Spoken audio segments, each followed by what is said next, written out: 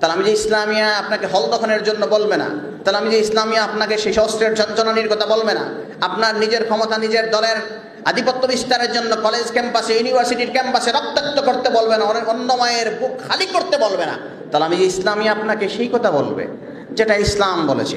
তালামিজে ইসলামী আপনাকে সেই পথে আহ্বান করবে যেটা সাহাবায়ে কেরাম সেই পথে আহ্বান করে গিয়েছেন। তালামিজে ইসলামিয়া সেই পথে আহ্বান করবে অলিয়া উলিয়া কেরাম যে পথে আহ্বান করে গিয়েছেন।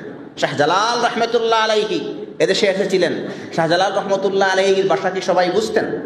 বাংলাভাষী তো ছিলেন না, কিন্তু কি ছিল?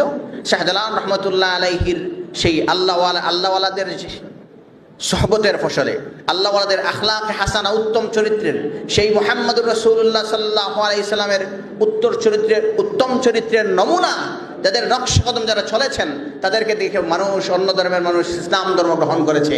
তালামিজে ইসলামী এই সমস্ত বুজুর্গদের, এই সমস্ত যাদের জীবন ইসলামের জন্য আল্লাহর তরে, রাসূলুল্লাহর তরে, সাহাবায়ে কেরামের তরে বিলিয়ে দিয়েছেন, সেই পথে চলার আহ্বান করে আল্লাহ রাব্বুল আলামিন তার প্রিয় হাবিব মুহাম্মদ মুস্তাফা সাল্লাল্লাহু আলাইহি ওয়াসাল্লামের কে উদ্দেশ্য করে বলেছেন, ইন্নাকা লাআলা খুলুকিন আযীম, নিঃসন্দেহে আপনি মহান চরিত্রের অধিকারী। এই আমাদের জন্য লেসন কি? রাসূল সাল্লাল্লাহু আলাইহি ওয়াসাল্লামের জীবন আদর্শ, রাসূল সাল্লাল্লাহু আলাইহি ওয়াসাল্লামের গুণ বলে শেষ করা যাবে না। যেদিকে যাবে রাসূল সাল্লাল্লাহু আলাইহি ওয়াসাল্লামের কোনো অংশের, কোনো দিকের, কোনো গুণ সমাজ থেকে, পরিবার থেকে, রাষ্ট্র থেকে নিয়ে, সামাজিকতা থেকে নিয়ে সকল গুণে কোনো গুণ কোনো ব্যক্তি বর্ণনা করে শেষ করতে পারবে না। কিন্তু আল্লাহ রাব্বুল আলামিন তার প্রিয় হাবিবকে তো বলন করেছেন সৃষ্টির জগতের মধ্যে সবচেয়ে শ্রেষ্ঠ, অতুলনীয়। কিন্তু আল্লাহ রাব্বুল আলামিন সেখানে শ্রেষ্ঠ চরিত্রের অধিকারী বলেছেন। আর আমরা যেহেতু জ্ঞানী হব, আমরা জ্ঞান অন্বেষণকারী ছাত্র বন্ধুরা, সুতরাং আমরা জ্ঞান অর্জন করব জানার জন্যে। আর জানলে কি হবে?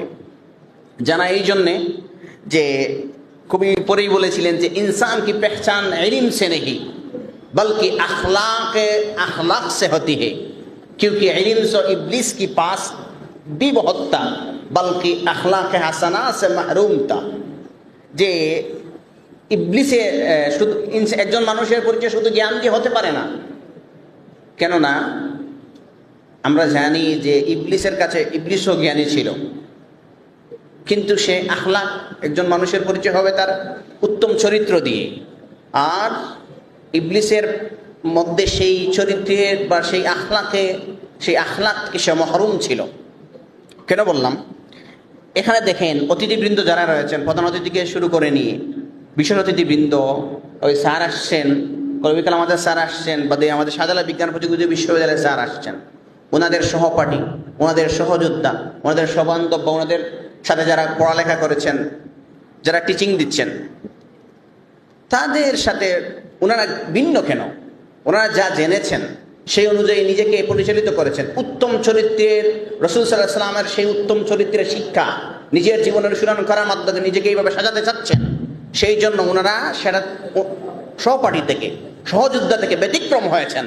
তো আপনাকে আমাকে জানতে হবে ডেফিনেটলি, একটা জ্ঞান হচ্ছে আল ইলমু নূরুন, জ্ঞান হচ্ছে আলো, কিন্তু সেই আলো গ্রহণ করেই হবে না, সেই আলোয় নিজেকে আলোকিত করতে হবে। কেন বললাম?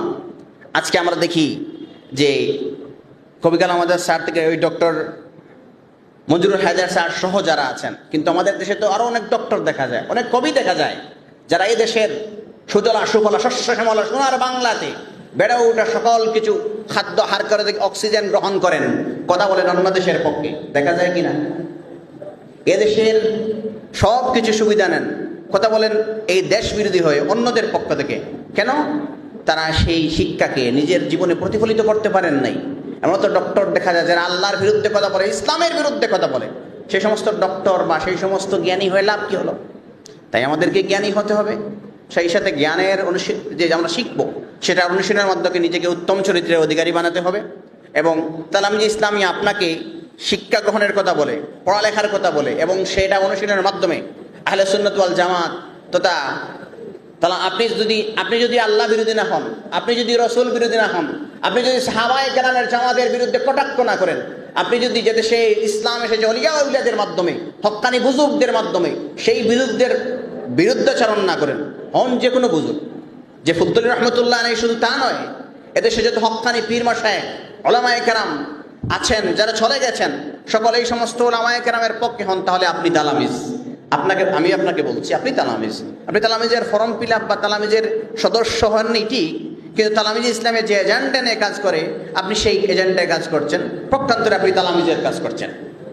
সুতরাং তালামিজে ইসলামিয়া আপনাকে হল দখলের জন্য বলবে না, তালামিজে ইসলামিয়া আপনাকে সেই শস্ত্রের যন্ত্রণানির কথা বলবে না, আপনার নিজের ক্ষমতা, নিজের দলের আধিপত্য বিস্তারের জন্য কলেজ ক্যাম্পাসে, ইউনিভার্সিটির ক্যাম্পাসে রক্তাক্ত করতে বলবে না, অন্য মায়ের বুক খালি করতে বলবে না। তালামিজে ইসলামিয়া আপনাকে সেই কথা বলবে যেটা ইসলাম বলেছে। তালামিজে ইসলামী আপনাকে সেই পথে আহ্বান করবে যেটা সাহাবায়ে কেরাম সেই পথে আহ্বান করে গিয়েছেন। তালামিজে ইসলামী সেই পথে আহ্বান করবে অলিয়া উলিয়ায়ে কেরাম যে পথে আহ্বান করে গিয়েছেন। শাহজালাল রহমতুল্লাহ আলাইহি এদেশে এসেছিলেন। শাহজালাল রহমতুল্লাহ আলাইহির ভাষা কি সবাই বুঝতেন? বাংলাভাষী তো ছিলেন না, কিন্তু কি ছিল? শাহজালাল রহমতুল্লাহ আলাইহির সেই আল্লাহওয়ালাদের সোহবতের ফসলে, আল্লাহওয়ালাদের আখলাক হাসানা, উত্তম চরিত্রের, সেই মুহাম্মদুর রাসূলুল্লাহ সাল্লাল্লাহু আলাইহি সাল্লামের উত্তম চরিত্রের নমুনা, যাদের নকশ কদম যারা চলেছেন, তাদেরকে দেখে মানুষ, অন্য ধর্মের মানুষ ইসলাম ধর্ম গ্রহণ করেছে। তালামিজে ইসলামী এই সমস্ত বুজুর্গদের, এই সমস্ত যাদের জীবন ইসলামের জন্য আল্লাহর তরে, রাসূলুল্লাহর তরে, সাহাবায়ে কেরামের তরে বিলিয়ে দিয়েছেন, সেই পথে চলার আহ্বান করে। আমি আমার বক্তব্য দীর্ঘায়িত করছি না, আমরা প্রধান অতিথি মহোদয়ের কাছে বক্তব্য শুনবো। শুধু আমার একটাই আবদার থাকবে, আল্লাহ আমাদেরকে তৌফিক দান করুন। আমি আপনার ভাই সাহেব বলছি, আমি আমাকে বলছি, আপনাকে বলছি, আমরা অর্জন করব এবং আমরা এখন সেই পথকে, আমি কোন পথে যাব, আমার ডেস্টিনেশন কোথায় হবে, 11 টাওয়ারে গিয়ে আপনার জবাব আপনাকে দিতে হবে, আমার জবাব আমাকে দিতে হবে, সবার খবরের সওয়াল জবাব সবাই দিতে হবে। সুতরাং আপনি কাকে সঙ্গী হিসেবে কাকে বাছাই করবেন? আনতা মা মান আহবাবতা, আলাইহিস সালাম, রাসূল সাল্লাম বলেছেন, যাদের সাথে মহব্বত রাখবে তারা কিয়ামতের দিন তাদের সাথে অবস্থান করবে। আপনি কার সঙ্গী হবেন? মুস্তাকে রাসূলের সঙ্গী হবেন নাকি রাসূলুল্লাহর আশিকদের সঙ্গী হবেন?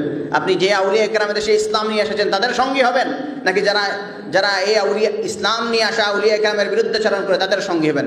আপনি কাদের সঙ্গী হবেন?